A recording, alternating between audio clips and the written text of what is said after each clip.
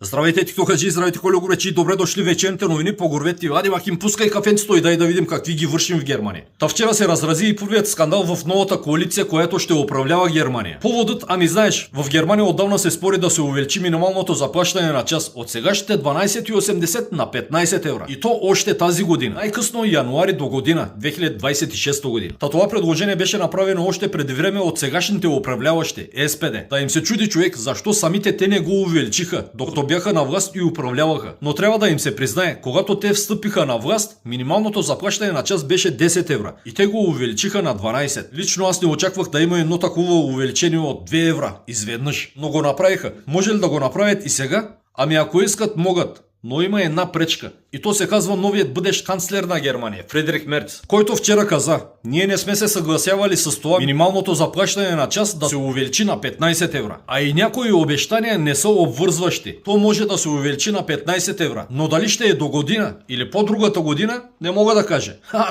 Аз мога да ти кажа, господин бъдещ канцлер. Това много скоро няма да стане. Питай ме защо. Хайде, питам те, Горбечо, що няма да се увеличи? Ако артиса някой евро от разходите за въоръжаване, може и да увеличат с някой цен. Просто няма пари в бюджета. Обаче това изказване на Мерц беше посрещнато с аплодисменти от Съюза на работодателите в Германия. Като казват, едно увеличение на минималното заплащане ще докара още повече инфлация в Германия. Безработицата ще се увеличи. Камон.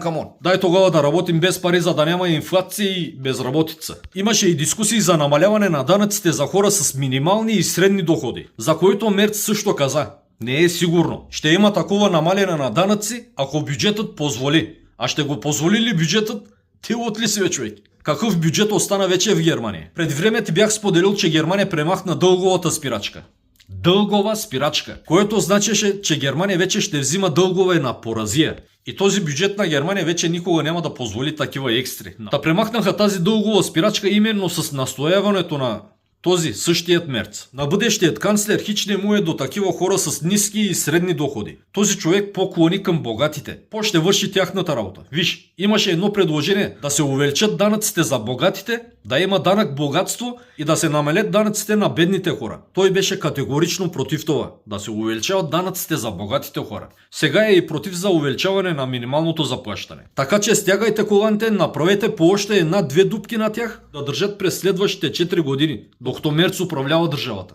Но да ти кажа, че раздорът, неразбирателството между двата коалиционни партньора хич не е малък. Даже може и да се стигне до там коалицията да се разпадне, преди официално да е започнала да управлява Германия. Знаеш, двамата лидер на ЦДУ и СПД се разбраха за коалиция. Обаче това още трябва да се гласува и от делегатите. Трябва и те да го одобрят. А кога е това гласуване?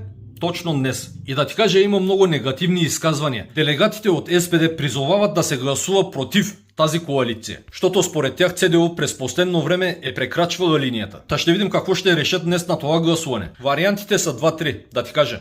СПД и ЦДУ продължават напред в една коалиция. Вторият вариант. Германия отива на нови избори. Обаче този път става опасно, защото националистическата партия АФТ доста увеличи процентите си. И сега при нови избори горе-долу ще се изравнят с ЦДУ. Какво следва след това? След като партията на Шолц, СПД, няма да е в коалиция с ЦДУ, тя може да се съюзи с левите партии. Сред тях този път може да е и партията на Сара Вагенкнех. Една такава коалиция между СПД и левите партии, според мен ще е най-доброто за Германия. Обаче, за да си го върнат, ЦДУ може пък да направи коалиция с АФТ. Тогава управляващи ще са ЦДУ и националистите от АФТ. Тогава вече става опасно. Може ли да има една такава коалиция? Според мен може. Нищо, че от ЦДУ непрестанно повтаряха, че никога няма да направят коалиция с националистите. Но в последно време виждаме друго. Когато ЦДУ предлага за гласуване един закон, от АФТ ги подкрепят. Когато АФТ предлага един закон, получава подкрепата на ЦДУ. Така че те в последно време доста се сближиха. Ще поживеем и ще видим какво ще излезе от днешното гласуване. Дали делегатите на СПД ще кажат: окей, продължаваме с ЦДУ. Или ще кажат: Германия отива на нови избори. А има и един такъв вариант. Ако СПД се откаже от коалиция с ЦДУ, ЦДУ може да реши: вместо да ходим на избори, дай още от сега да си направим коалиция с АФТ. Защото ако се иде на избори, от ЦДУ този път ще вземат по-малко гласове. А вчера външната министърка на Германия Аналена Бербок каза, че Германия ще приеме още 2600 афганистанци. Това са хора, които в Афганистан са работили за немската мисия там. И сега немското правителство иска да прибере тези хора заедно с семействата им в Германия. Което изказване пак Мерц остро реагира. Но Бербок отговори, че това са хора, които от години насам работят за немското правителство и имат право на това, да са в Германия. Приехте 2-3 милиона души изтървани от кол и въже. Сега тия 2600 души ви се виждат много. Знае се кои са какви са. А вчера имаше самолетна катастрофа в град Залцингер, провинция Долна Саксония. Та 8-местен самолет се е разбил в стоманодобивна фабрика. Загинали са двамата пилоти, не се съобщава колко пасажири е имало в самолета.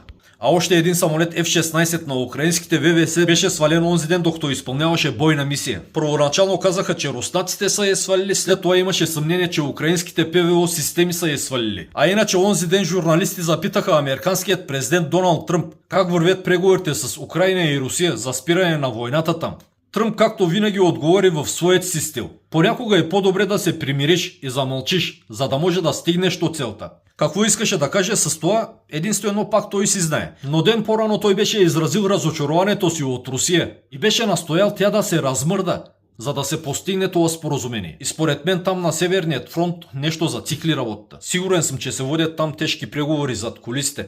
Както и да е, това са неща между американци, руснаци и украинци. А това беше всичко набързо от мен. Живи, здрави и до нови срещи.